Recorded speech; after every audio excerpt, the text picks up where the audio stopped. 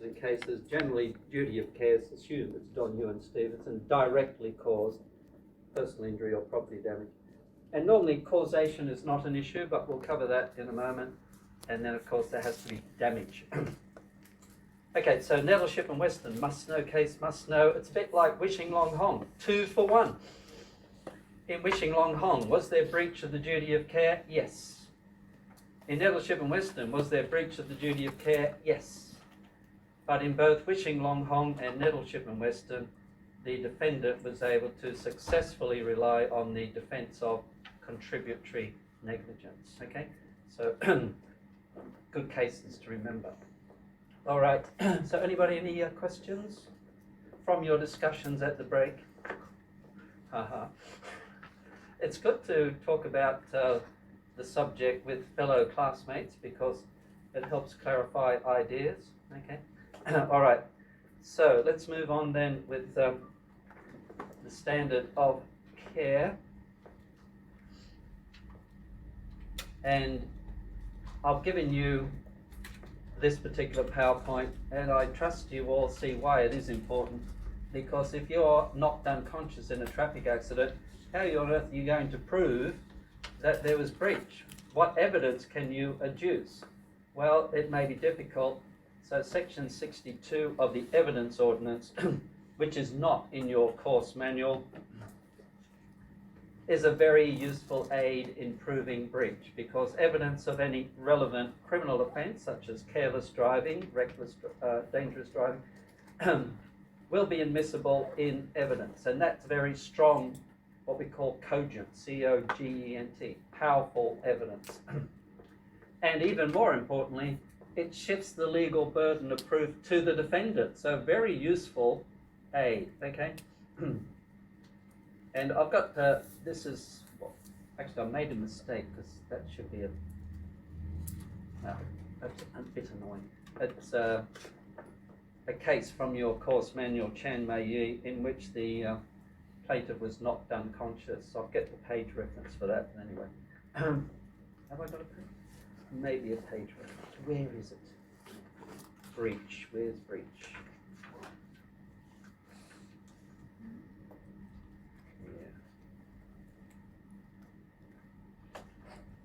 Yeah, Chen and Ng. Oh no, it's not in your course manual because your course manual doesn't cover it.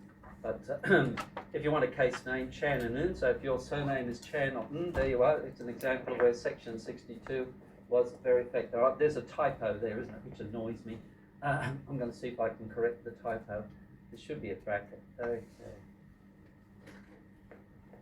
It'll probably upset the whole system if I do this. Anyway, and put in a bracket, square bracket.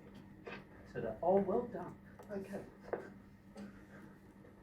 Save changes, save changes, changes saved. Okay, now don't go all. Okay, good. All right, so I've just added in. But watch out for that. If you get a question in the exam dealing with a traffic accident, how on earth does the plaintiff prove breach? Well, section 62 might be relevant. You may even be told in the question itself that the driver was convicted of a driving offence. Well, good. That can be strong evidence. Okay. And then moving on to res ipsa loquitur, which is in your course manual, albeit very briefly. Make sure you know what it means. The thing speaks for itself. And it's a rule of evidence relied on by the plaintiff to prove breach. The test is the thing, is it a crane, is it a car, whatever it is, under the management of the defendant, and the accident is such, in the ordinary course of things, doesn't happen if the defendant uses proper care, well then the thing speaks for itself. Scott and London and St. Catherine Docks is the case I've cited, and that actually isn't cited in your course manual, which I think is good. Anyway, if your name is Scott or if your name is Catherine, here's a case you can put in. The res ipsa loquitur is not as powerful as section 62 of the evidence ordinance because the burden of proof still remains with the plaintiff. And that's the case of Ng and Lee, which I've got a separate PowerPoint on. in Ng and Lee, the plaintiff sought to rely on res ipsa loquitur, but the defendant was able to prove he took reasonable action because he was cut off by a car driving straight at him. He had to take evasive action. And on the facts of that case, the court found that the actions of the driver was quite reasonable in the circumstances, and that was sufficient evidence to defeat the plaintiff's claim. KMB and Chung goes the opposite way, where the defendant's response to being cut off on the facts of the case was not reasonable. So that's the burden of proof, and that's breach. Anybody any questions about breach? Okay, let's get on now to causation.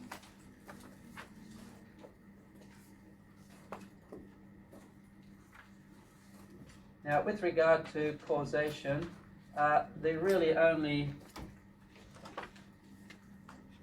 where is it? Not there yet.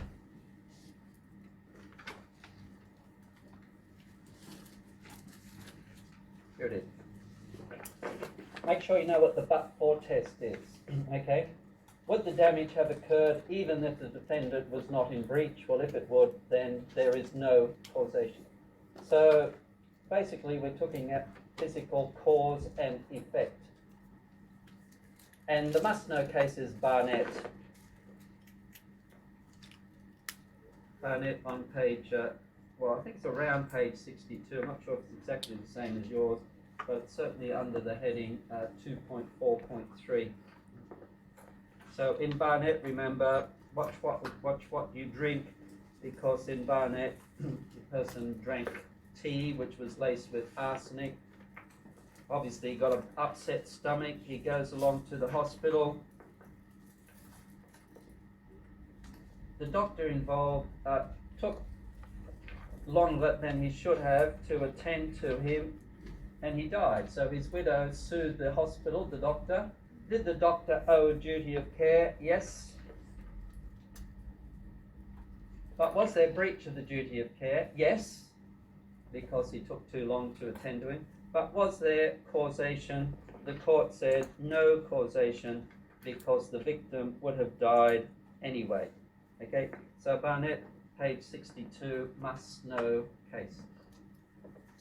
Well, my 60, under 2.4.1 actually. The number is slightly off here. Okay, all right. And I think the facts of Barnett are quite straightforward, all right? He would have died anyway, so there's no causation. It's interesting because a lot of cases deal with drinking the wrong stuff. I mean, Donoghue and Stevenson, the snail in the bottle case. Barnett, the arsenic in the tea case. So watch what you're drinking. Hello, are you all right? That's all right. Not acid or anything. Ah, lovely. It's the best drink, water. Trouble is, you're not sure what's in the water these days. All right, okay, so that's Barnett. And then the other aspect of causation is if there are two events which satisfy the but-for test, which one of the events will be the effective cause? Now, this is what your course manual calls causation in causation at law, which I think is a bit confusing. I don't like using those terms, but basically this refers to a situation where the court has to decide which one of two events, which both pass the but-for test, which one is the effective cause, and this depends, everybody, on whether there has been a novus actus interveniens. Come back. So what is a novus actus interveniens? A new act intervenes and breaks the chain of causation. What is the test? The test is the second event, was that reasonably foreseeable? Okay, so reasonable foreseeability is the key.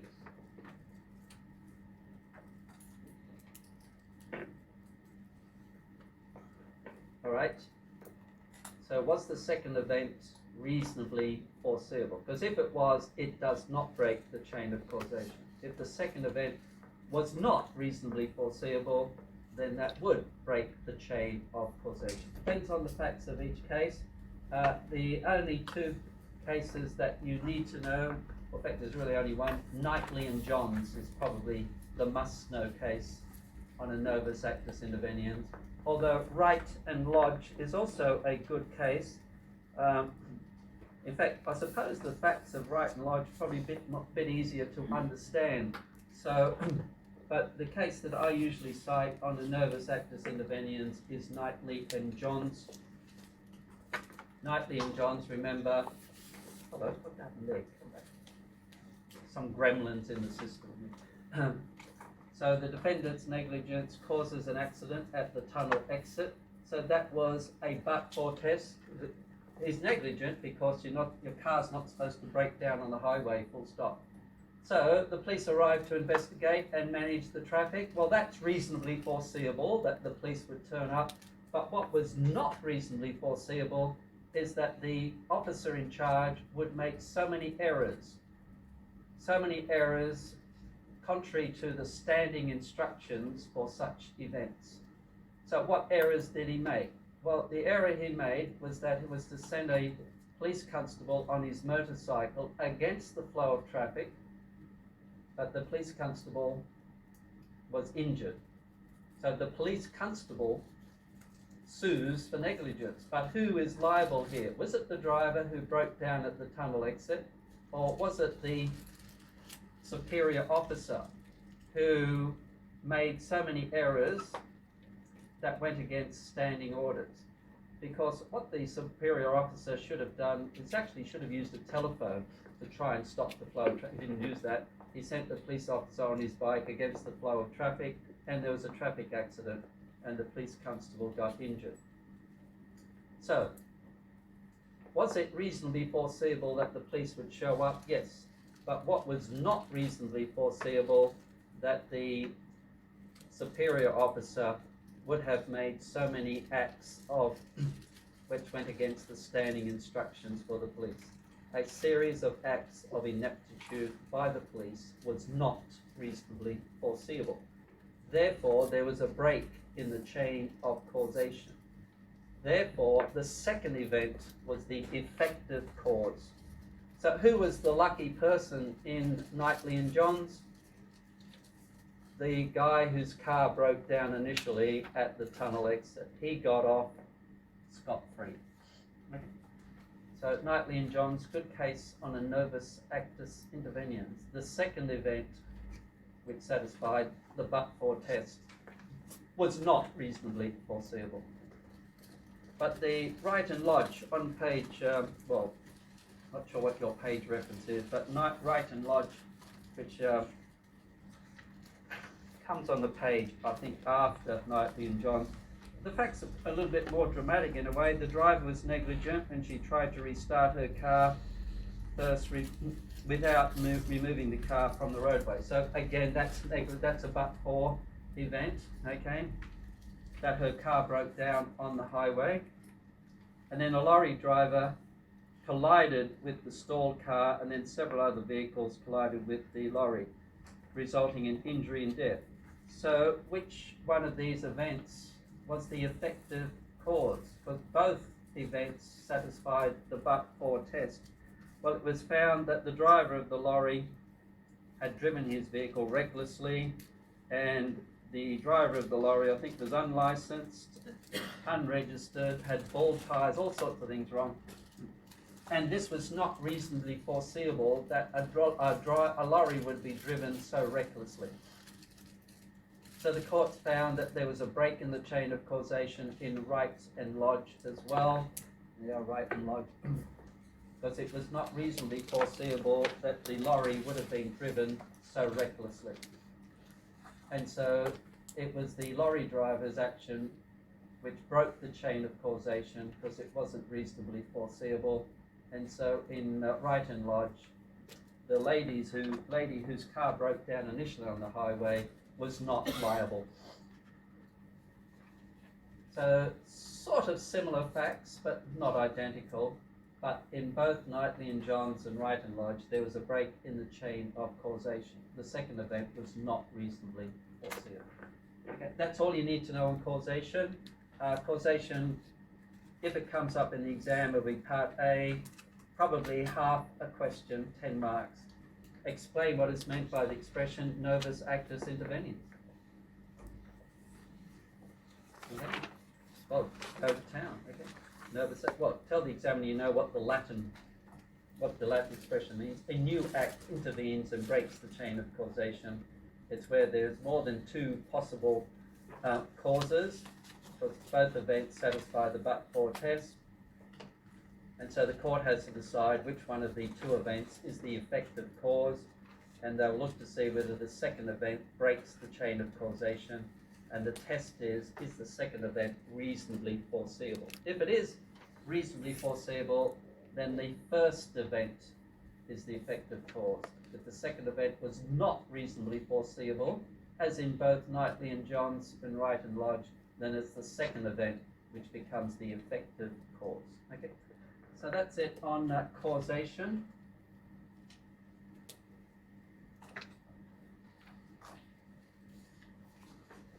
The other element with regard to negligence is come to the word mouse coming.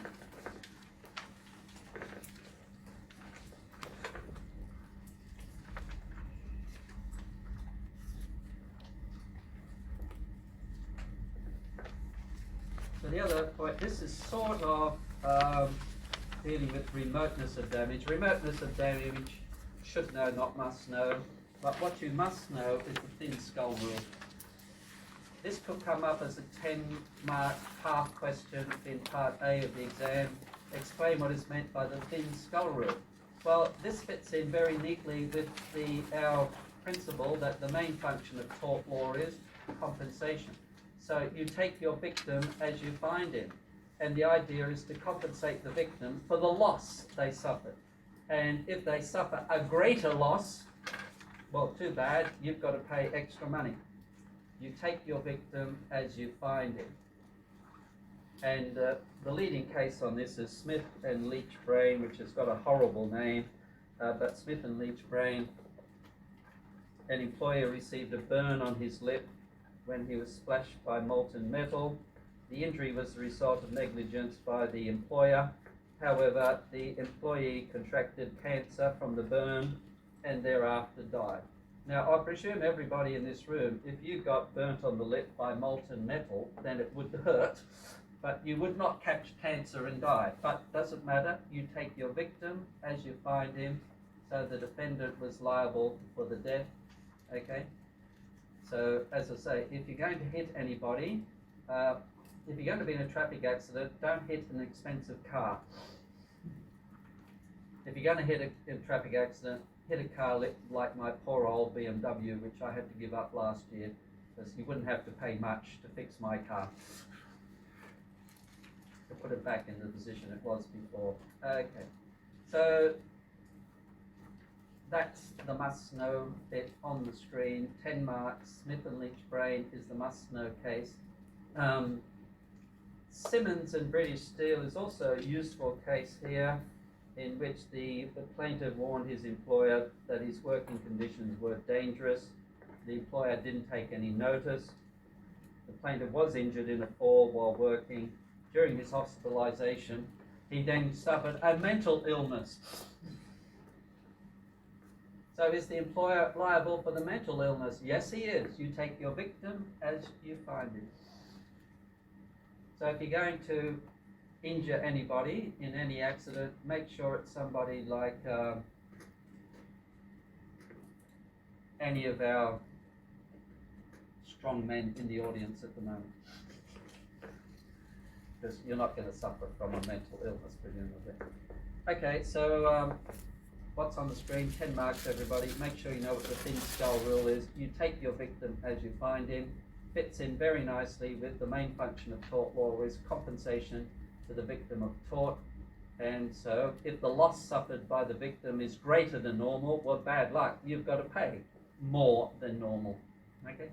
So Smith and Leach-Brain is the must-know case. Simmons, I think, should know. Okay. Anybody questions about the thin skull rule? Okay, good. Right, now getting on to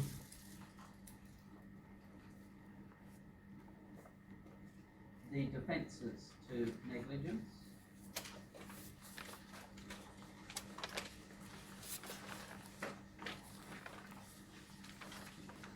And your course manual is a little bit defective here because chapter 5 just says, and it's really,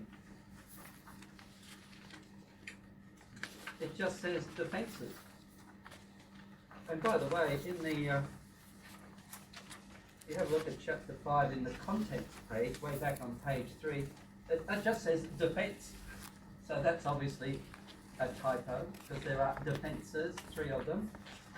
And then, of course, not just defences to anything, it's defences to negligence and, in brackets, occupiers' liability. Okay, so must know the defences, must know the defences. And what is the most important defence to negligence? Everybody?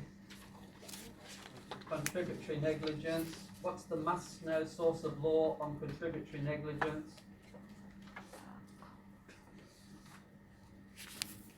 Section.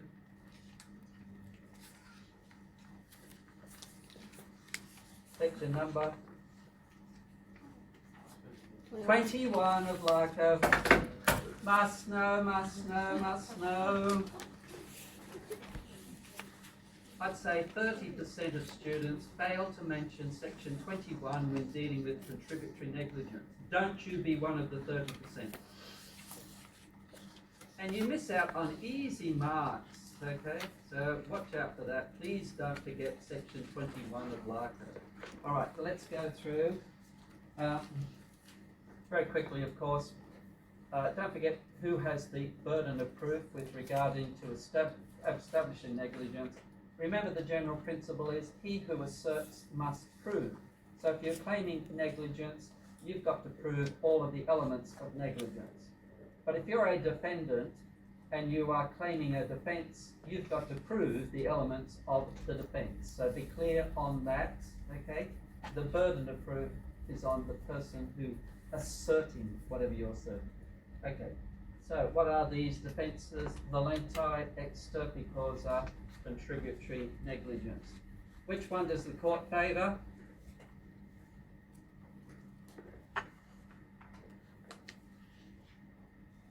Who says Valenti? Who says extirpi causa? Who says contributory negligence? Who didn't put their hand up? Come on, everybody. It's hands up time. I was reading an article where people my age don't put your hands above your head often enough. Only 3% of people do this sufficiently. Okay? Come on, everybody. This is not difficult. This is good exercise. You're going to feel good afterwards. If you make a mistake, good! You won't make it in the exam. Which one of these is the... which one does the court favour? Okay? Hands up. If you're right, you'll remember. If you're wrong, you remember even better. If you don't put your hand up, then you remember nothing and you get no exercise. It feels so good. Okay, my question is, which one does the court favour? Who says Valenti? Who says extirpi causa? Oh, interesting. Who says contributory negligence? Why? Because it is a, it's on the screen. No, because it is a defense. Partial defense, which means what? The plaintiff gets some money, some damages. And that is consistent with what principle? The main function of tort law is? Compensation. Got it. If Valenti succeeds, does the plaintiff get any damages? Who says yes? Who says no? Correct. If if extirpe causa succeeds, does the plaintiff get any damages? Who says yes? Who says no? Correct. So which one does the court favour? Contributory negligence. Because at least the plaintiff gets something, all right? And that fits in with the main function of tort law, which is compensation. Okay, must know, must know, must know, okay? But let's go through the defences. If you get volenti or extirpe causa, probably in part A of the exam.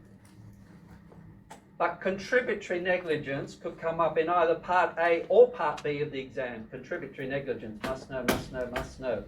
Okay, good. So let's go through volenti first.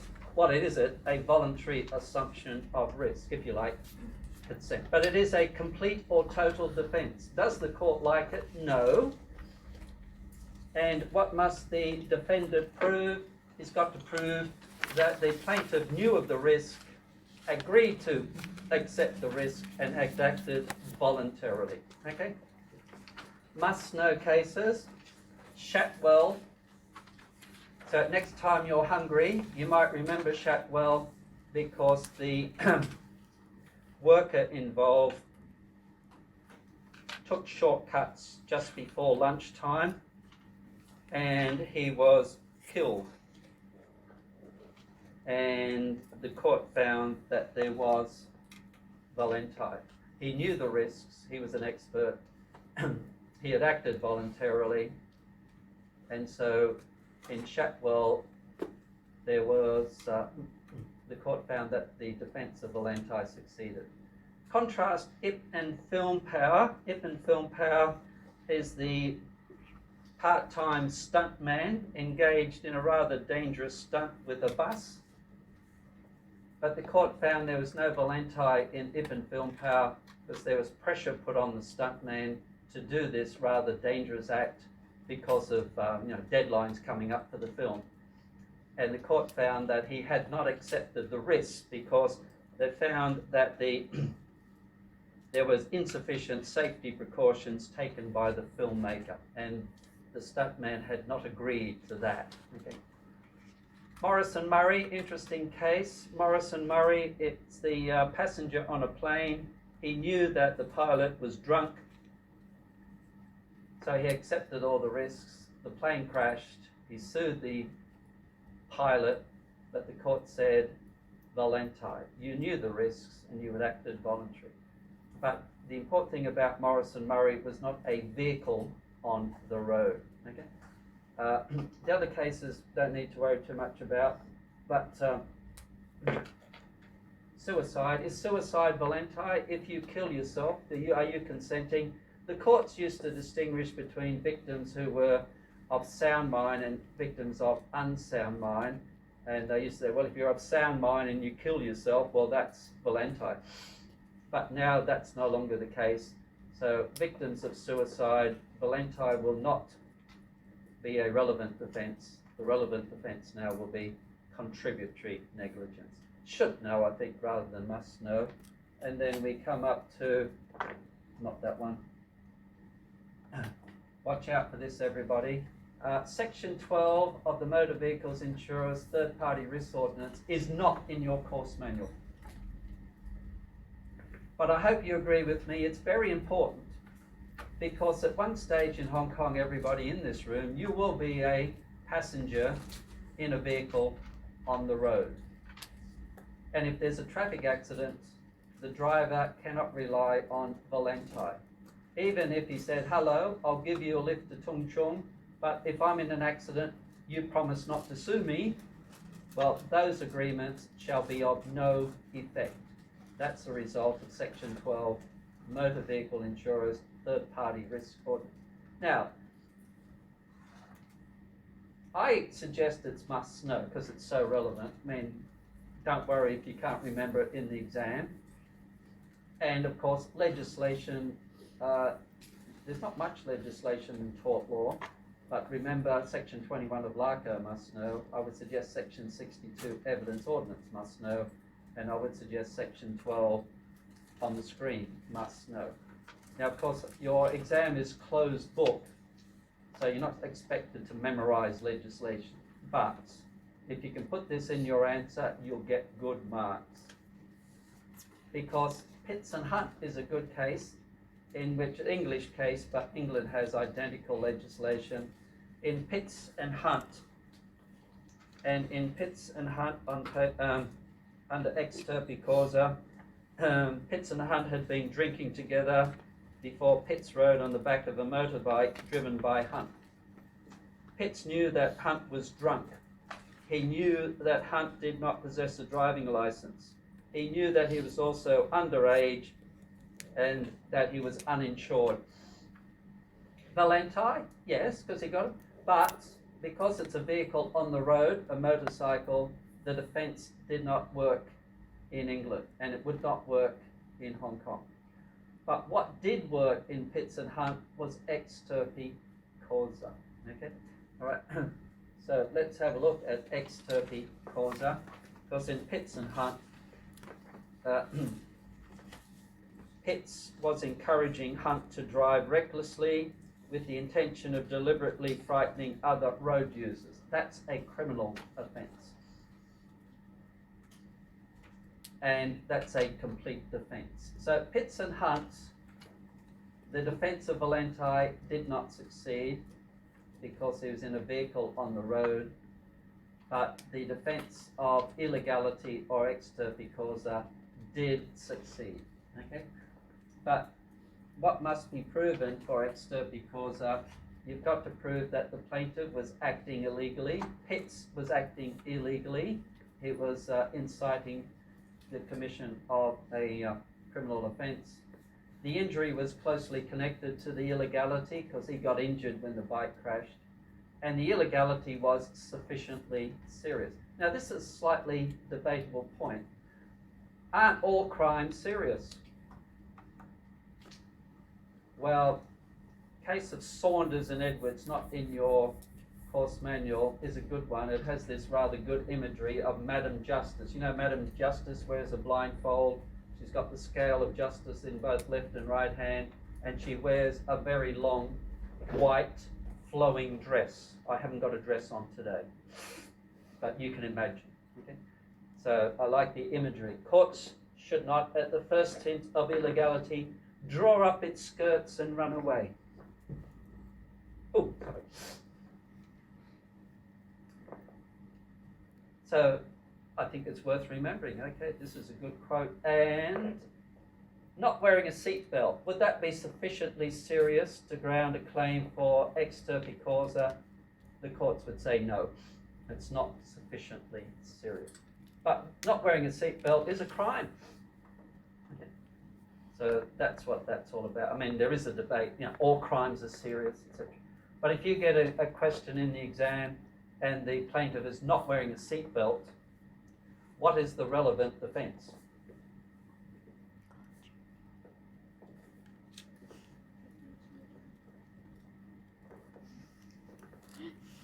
Contributory negligence. Okay, so watch out for that.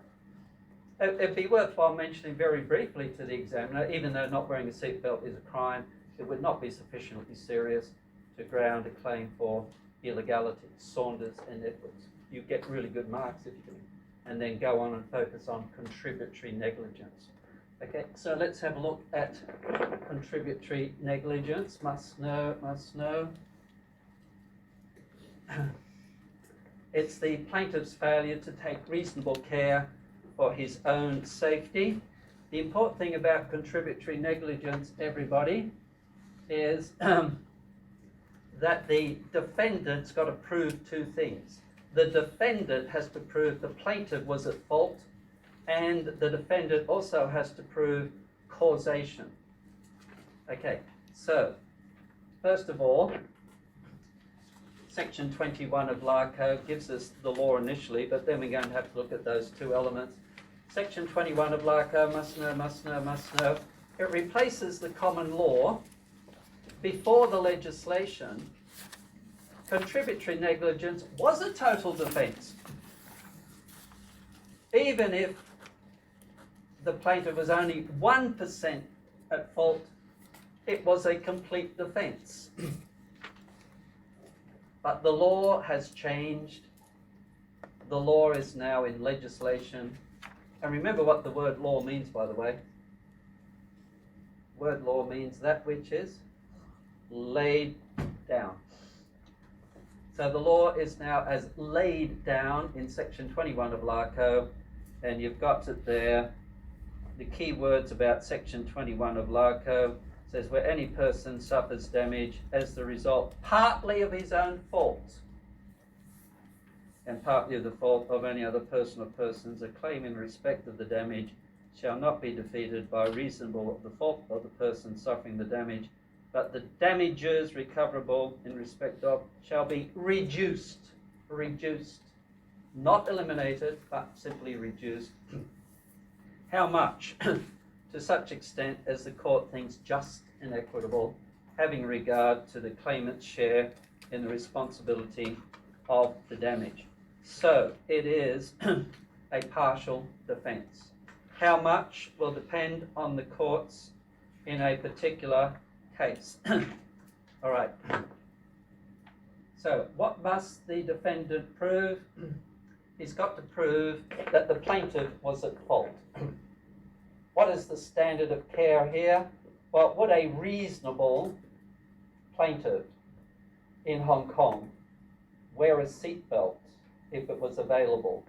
And the court say, yes, Ho Wing Cheung must know. Ho Wing Cheung says a reasonable person in Hong Kong would wear a seatbelt if it was provided. However, it does depend on the circumstances of each case. And in Chan Wing King, the court said a pregnant lady who was not wearing a seatbelt, that it was not reasonable in the circumstances for her to wear a seatbelt. Well, I think she was 5 months pregnant. So that's the medical evidence. Okay. You would think, though, if you were pregnant, it'd be even more reason to wear a seatbelt. I mean, maybe you can get one of these harness ones. I don't know, but there it is. So the fact that you're not wearing a seatbelt doesn't necessarily mean you're at fault. Usually it does, because a reasonable passenger would wear a seatbelt. Okay. So Ho Wing Cheung must know case. We're not to worry about that. Causation, though. The defendant has to prove causation in order for contributory negligence to succeed. The must-know case is Wong So Ching. And in Wong So Ching, a defendant was injured in a traffic accident, was not wearing a seatbelt. But there was evidence produced that even if the plaintiff had been wearing a seatbelt, he would have suffered exactly the same injuries. Well, that's a matter of medical evidence. So in Wong So Ching, there was no causation, therefore no contributory negligence. Okay. So what is the must-know pieces of legislation? When it comes to contributory negligence, Section 21 must know.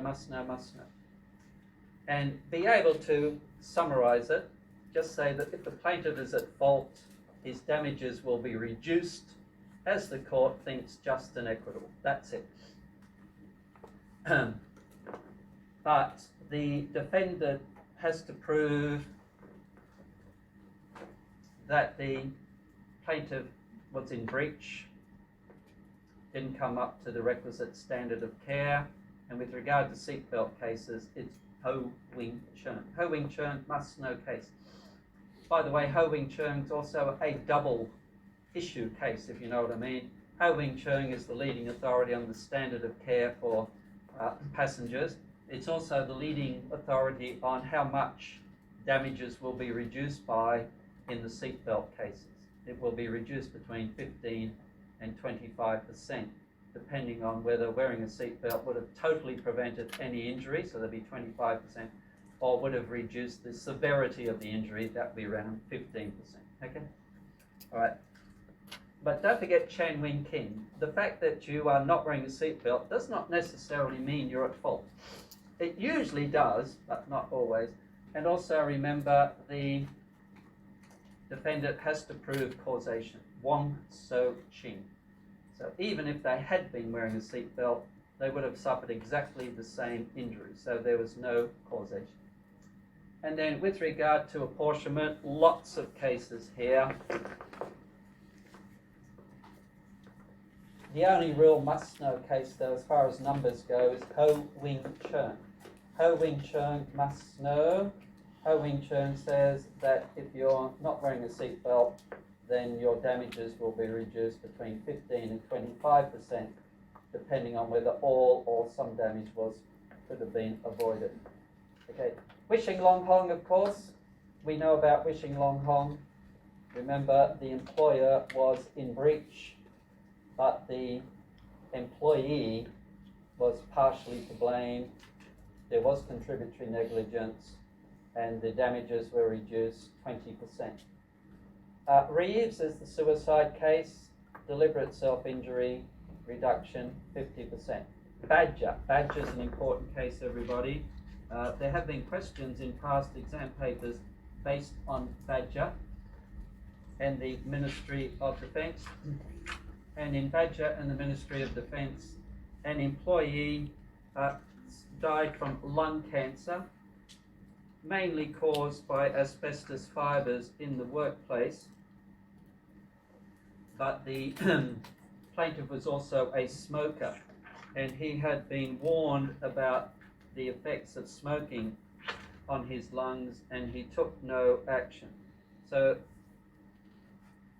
he died at the age of 63 of lung cancer. He had received numerous warnings about the damage that his continued smoking was causing to his health. He could have quit. This is interesting. I mean, it's very difficult to quit smoking because smoking has a double hook. Smoking can perk you up, but can also calm you down. And so trying to quit smoking is twice as hard as trying to quit heroin, for example, which only takes you up or only takes you down. Smoking does both. But on the facts, the interesting thing here is that the evidence held that he could have stopped smoking, he could have quit. Therefore, he's at fault. How much was the damages reduced by? 20%. Okay, good. So if you get a question on, could be based on Badger, did the employer owe a duty of care? Yes. Was there breach of the duty of care? Yes. Causing damage? Yes, he died. But was there the defence of contributory negligence? Yes, because the worker himself was at fault. He could have quit smoking, and that could have reduced his chances of contracting lung cancer. Okay, he got the lung cancer mainly because of the asbestos fibres in... Hello, any asbestos fibres up there? Don't breathe. All right, okay. And then Nettleship and Weston we know and love, don't we? Nettleship and Weston. Remember, Nettleship and Weston is the main issue. Was there breach of the duty of care? And the court found. Was there breach of the duty of care in Nettleship and Weston? Who says yes? Who says no? Hands up time, everybody. Nettleship and Weston, the learner driver was in an accident. Was he in breach of the duty of care? Who says yes? Correct. Because what is the standard of care for learner drive for all drivers? That of a reasonably competent driver. But the defendant said, I'm only a learner driver. I should be judged by a lower standard. The court said, no, there's only one standard for car drivers, that of a reasonably competent driver. So Nettleship and Weston, there was breach of the duty of care, but the learner driver relied on what defence? Contributory negligence. And how much were the damages reduced by? 50%, because the driving instructor didn't do a very good job. Interesting. So if you people fail your exam,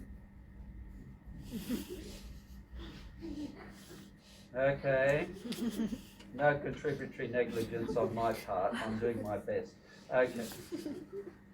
Other cases, should know, not must know, Stately and Harrison. Interesting in Stately, very big reduction, 80%.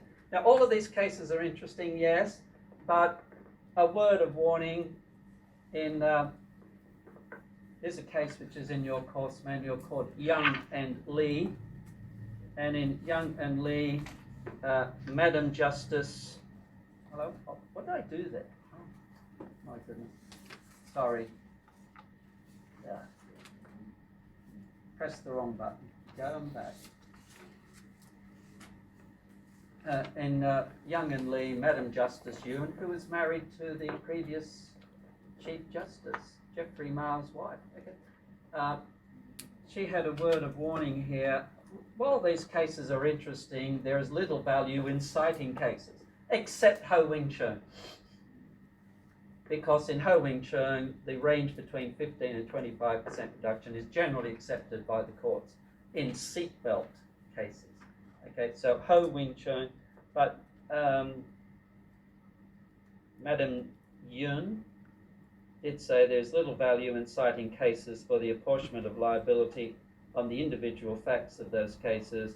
An apportionment of liability is not an arithmetic calculation with one absolute answer. As with all exercises of discretion, an appellate court should only interfere in the absence of mistakes of law or misapprehension of fact, where the judge's apportionment is outside the generous ambit within which a reasonable disagreement is possible. Now, what does that mean? It depends on the facts of each case. But it's interesting to look at those other cases. So despite that, I like this PowerPoint because it contains 3 must-know cases. Ho Wing Chung is a double issue case.